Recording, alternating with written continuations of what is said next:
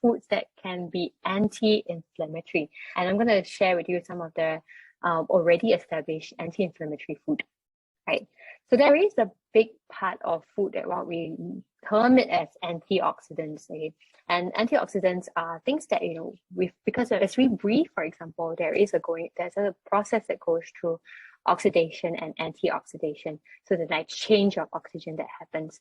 So with antioxidants, the introduction of high amounts of antioxidants help to reduce inflammation and reducing free radicals from occurring.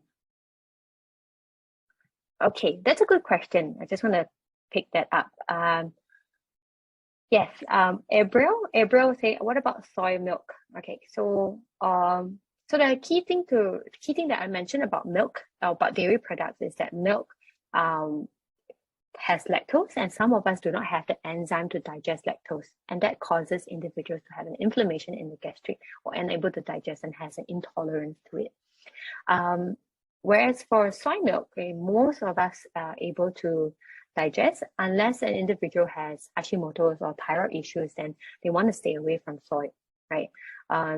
So that depends on the person's medical history as well. So I would say soy, in terms of intolerance, rarely, unless a person is allergic. Okay, I hope that answers your question, April. Wijiang, yes, totally, I agree with you. All food are okay, eat in moderation, and if one is aging, it's good to speak to a doctor and find out what is the best options and meal plans that they can take as well, right? Jane, okay, there's a question that comes. You are saying that if just take the egg white instead of whole egg, does it consider causing inflammation? So eggs generally don't really cause any inflammation unless the person is allergic to eggs. So that is quite distinct. So allergic reaction and intolerance, okay, maybe I want to bring that up. So allergic reaction and intolerance, okay, can be quite different. So when we are intolerant to something, I say, for example, this is probably I use this example of mala. So when we eat mala, if we eat wei la, some of us may not have any reaction. We may taste a bit spicy, but some of us don't have a stomach ache, doesn't have a discomfort. But the moment that we go to a zong la or da la, okay, some of us next 1 hour, we end up going to the toilet. So that is an intolerance. If individual feels like they got shortness of breath and they have redness and they start to feel like itch and rash, okay, that can be a form of allergic reaction. So usually when it comes to intolerance, it's just going to the toilet and releasing out everything that his body is not able to tolerate. Right? So mala would be a good example. So egg yolk is good. Some people concerned about egg yolk is more so of the cholesterol, but let me share with you a good news. Dietary cholesterol, so that comes from egg, does not cause increased cholesterol. So nope, in fact, it's more protective actually. And egg white is a good source of protein, right? So when it comes to elders, the biggest concern that we have is actually to increase the protein intake so that that will prevent sarcopenia from happening or reduction in muscle wastage. Okay. Wow. Seems like a lot of people asking this food can, that food can. Okay, I will definitely share more. Okay. So we talk about antioxidant food. Right. So I'm gonna ask you a question.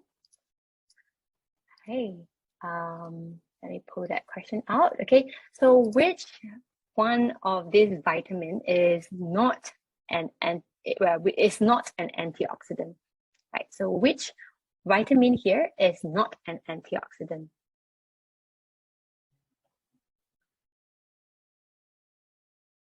Okay.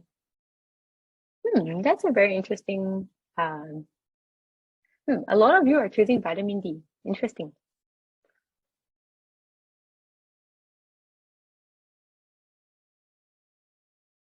Okay, so I'm just gonna give you a couple more seconds. I'm just reading off the chat questions. Right. Yeah. Okay. Got it. I'm seeing all the questions. I will definitely answer them. Give me a moment. All right. So let me end the poll here. Thank you very much for participating in the polls. So 70%, let me share the results. 70% of you choose vitamin D. And then the rest, totally don't want to don't want to care about them anymore. So a lot of them are choosing vitamin D, the rest not antioxidant already. All right, so let me stop sharing the results. Thank you for participating. This is quite interesting. So the answer is actually vitamin B. So vitamin B is actually used as how do I say, as a company when we do any chemical reaction in the body.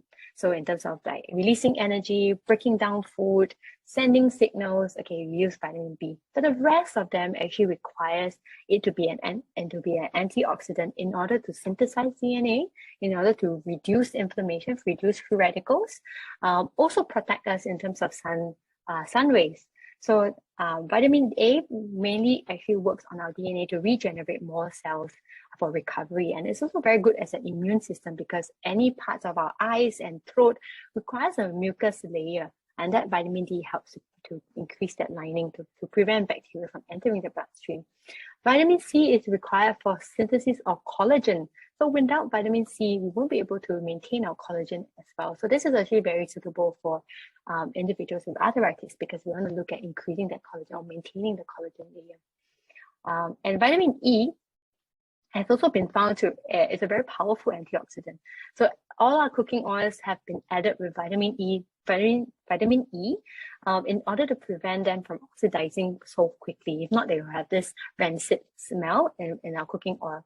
So vitamin E also is a very powerful antioxidant in our body and also helps to protect our skin layer from getting sunburn. So if we don't have enough of these stores, then we can see physical deficiencies. So I'm going to go through some of these vitamins and where you can get rich sources in. Okay, so let me just quickly answer those questions here. So Fang, you're asking about raw food like sashimi and salad. So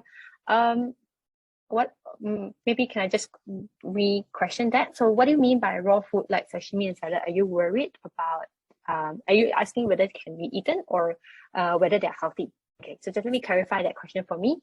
Geraldine, you're asking if my 2-year-old have juvenile idiopathic arthritis, so should I reduce her dairy consumption?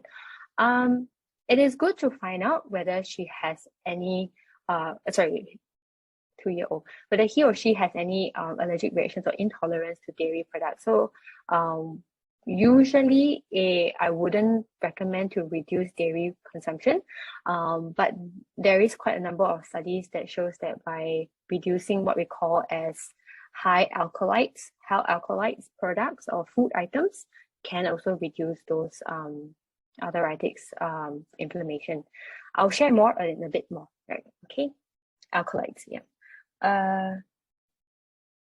Okay, yeah. Another question is, Olivia, can I confirm water that comes with antioxidants are fake products? Wow, I cannot confirm that. Antioxidants, water that comes with antioxidants. Okay, if they're selling you as a food product, it's always good to check the ingredient list. Anything that starts with an E in front in the ingredient list are usually chemically added and not natural. So good to check. Yes, Fiona, yes, okay, same name. Yes, capsicum is a nightshade food. Can it cause inflammation? Is tomato a nightshade? Yes, tomato is a nightshade. It contains alkaloids. Capsicum is a nightshade food as well. It also contains alkaloids, have shown to increase inflammation, especially so for arthritis. So this is what I mentioned as nightshades or a high alkaloid food. You might want to look out for them. Has shown better effects of reducing inflammation. So is eggplant. That's right. That is right.